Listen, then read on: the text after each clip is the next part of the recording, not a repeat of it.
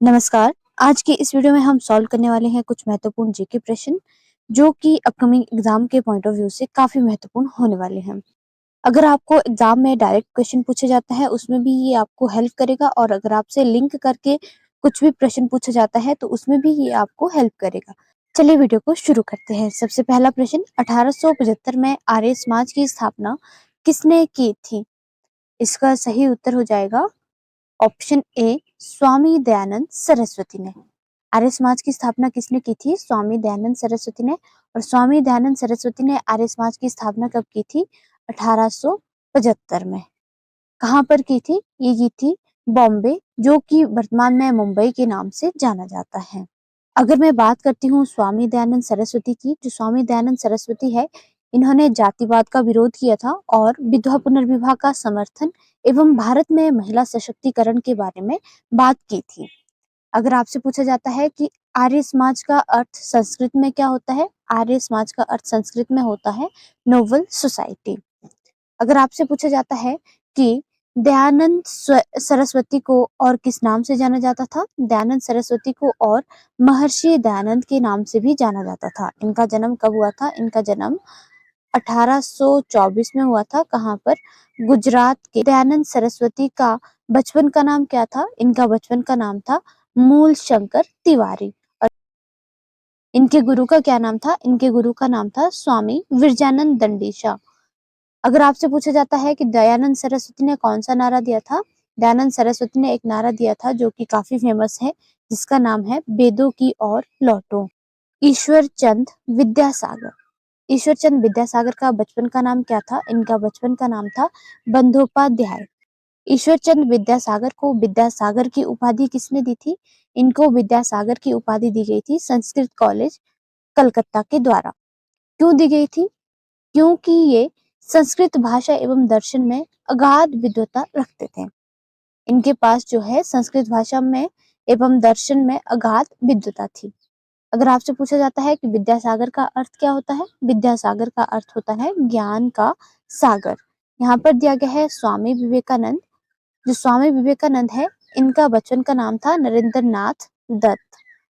स्वामी विवेकानंद ने रामकृष्ण मिशन एवं रामकृष्ण मठ की स्थापना की थी। अगर आपसे पूछा जाए कि रामकृष्ण मिशन की स्थापना किसने की थी? स्वामी विवेकानंद ने। कब? 1897 में। कहाँ पर इन्होंने की थी? कलकत्ता के वेलूर में। यहाँ पर दिया गया है पंडित रमाबाई। जो पंडित रमाबाई हैं, ये भारतीय समाज सुधारक थी और इन्हें भी संस्कृत कॉलेज कलकत्ता के द्वारा संस्कृत विद्वानों के रूप में पंडिता की उपाधि दी गई थी। अगर आपसे पूछा जाता है कि पंडिता की उपाधि प्राप्त करने वाली पहली महिला कौन थी? पंडिता की उपाधि प्राप्त करने वाली पहली महिला थी पंडिता रमाबाई।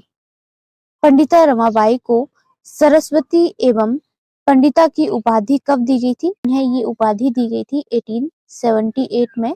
किसके द्वारा? कलकत्ता विश्वविद्यालय के द्वारा। अगला प्रश्न, भारत के संविधान की प्रस्तावना में प्रयुक्त स्वतंत्रता, समानता एवं बंधुत्व शब्द किस क्रांति से प्रेरित हैं? इसका सही उत्तर हो जाएगा ऑप्शन सी, फ्रांसीसी क्रांति से। अगर आपसे पूछा जाता है कि स्वतंत्रता, समानता एवं बंधुत्व शब्द किस क्रांति से लिए गए हैं? ये फ्रांसीसी क्रांति से लिए गए हैं। फ्रांसीसी क्रांति की जो प्रमुख घटनाएं हैं ये कौन कौन सी थी? इसमें सबसे पहले 14 जुलाई 1789 में पेरिस में वाल्टिक किले पर हमला किया गया था, जो कि इसका एक प्रमुख प्रतीक बना था। अगर आपसे पूछा जाता है कि फ्रांसीसी क्रांति कब शुरू हुई थी? फ्रांसीसी क्रांति 1789 में शुरू हुई थी। फ्रांस में 1792 में राजतंत्र को समाप्त करके गणराज्य की स्थापना की गई थी और 1799 में नेपोलियन बोनापार्ट ने सत्ता पर नियंत्रण कर लिया था और फ्रांस में एक साम्राज्य की स्थापना की थी। जो फ्रांसीसी क्रांति है ये कितने सालों तक चली थी? फ्रांसीसी क्रांति 1789 से 1799 तक, अर्थात 10 वर्षों तक चली थी। अब हम बात करेंगे संविधान के कुछ महत्वपूर्ण स्रोत के बारे में। सबसे पहले हम बात करेंगे सोवियत संघ की। जो सोवियत संघ है यानी यूएसएसआर है और इसे वर्तमान में रूस के नाम से जाना जाता है। तो रूस के संविधान से हमने कौन-कौन से चीजें ली हैं? रूस के संविधान से हमने लिया है मौलिक कर्तव्य और दूसरा लिया है न्याय आदर्श, जिसमें कि सामाजिक न्याय, राजनीतिक न्याय और आर्थिक न्याय, ये हमने किसके संविधान से लिए हैं? ये लिया है हमने रशिया के संविधान से। अब हम बात करेंगे फ्रांस के जो संविधान है उससे हमने कौन-कौन सी चीजें ली है। फ्रांस के संविधान से हमने लिया है जैसे समानता, स्वतंत्रता और बंधुता। नेक्स्ट हम बात करेंगे अमेरिका के संविधान की। जो अमेरिका का संविधान है इससे हमने लिया है मौलिक अधिकार, रूस से हमने लिया है मौलिक कर्तव्य और अमेरिका से लिया है मौलिक अधिकार। दूसरा लिया है राष्ट्रपति पर महाभियोग, उपराष्ट्रपति का पद, सुप्रीम कोर्ट एवं हाई कोर्ट के न्यायाधीशों को हटाने की जो प्रक्रिया है ये भी अमेरिका से ली गई है। इसको आपने नोट करना है। नेक्स्ट प्रश्न, बनारस हिंदू विश्वविद्यालय की स्थापना किसके द्वारा की गई थी? इसका सही उत्तर हो जाएगा ऑप्शन ए, पंडित मदन मोहन मालवीय के द्वारा। बीएचयू की स्थापना कब की गई थी? बीएचयू की स्थापना पंडित मोहन मालवीय के द्वारा 1916 में की गई थी। जो मदन मोहन मालवीय है इन्हें किस नाम से जाना जाता है? इन्हें महामना के नाम से भी जाना जाता है। जो बीएचयू है इसका पूर्व में क्या नाम था? इसका पूर्व नाम था central Hindu college. Central Hindu college. Central Hindu college की स्थापना किसने की थी? इसकी स्थापना की थी एनी बेसेंट ने 1898 में। कब की गई थी सेंट्रल हिंदू कॉलेज की स्थापना? 1898 में। अगर आपसे पूछा जाता है कि बनारस हिंदू विश्वविद्यालय अधिनियम कब पारित हुआ था? बनारस हिंदू विश्वविद्यालय अधिनियम 1915 में पारित हुआ था। अगला प्रश्न, भारत में कॉफी में अग्रणी उत्पादक राज्य कौन सा है?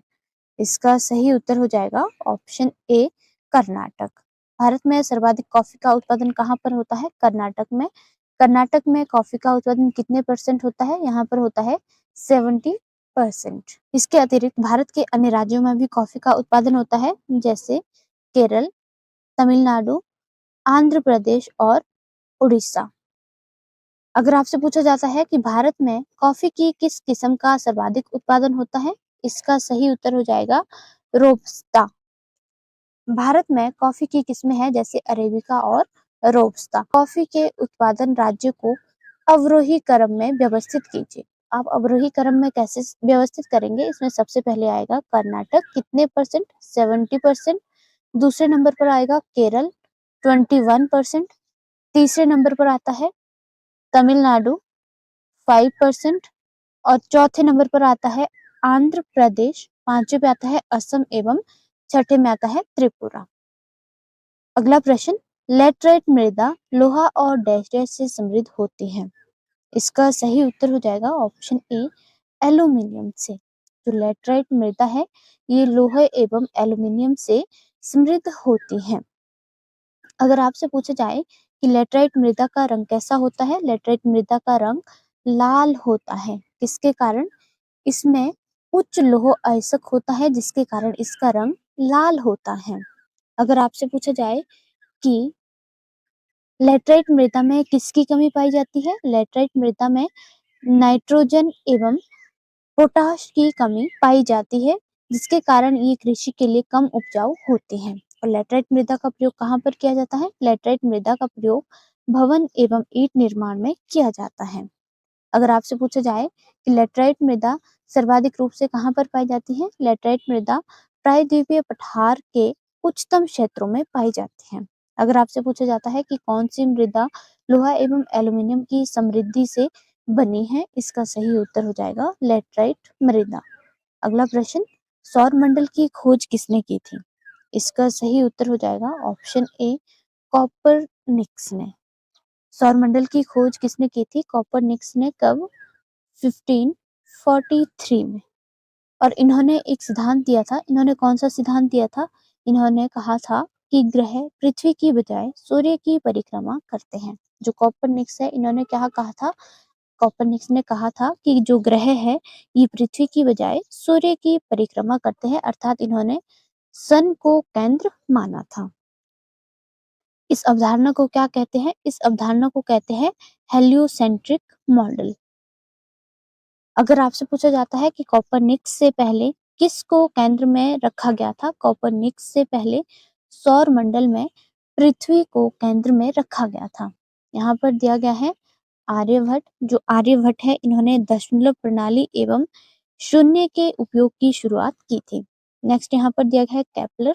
जो केपलर है, ये जर्मन गणितज्ञ एवं खगोल शास्त्री थे और इन्होंने कहा था कि पृथ्वी एवं ग्रह सूर्य के चारों ओर अंडाकार कक्षा में घूमते हैं। इन्होंने क्या कहा था? इन्होंने कहा था कि जो पृथ्वी और ग्रह है, ये सूर्य के चारों ओर अंडाकार घूमते हैं। इनका मानना था कि ये गोलाकार नहीं घूमते हैं, बल्कि ये अंडाकार कक्षा में घूमते हैं।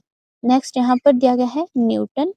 जो न्यूटन है, इन्होंने गुरुत्वाकर्षण की खोज की थी और इन्होंने गति के नियमों को भी खोजा था। आज के लिए इतना ही। धन्यवाद।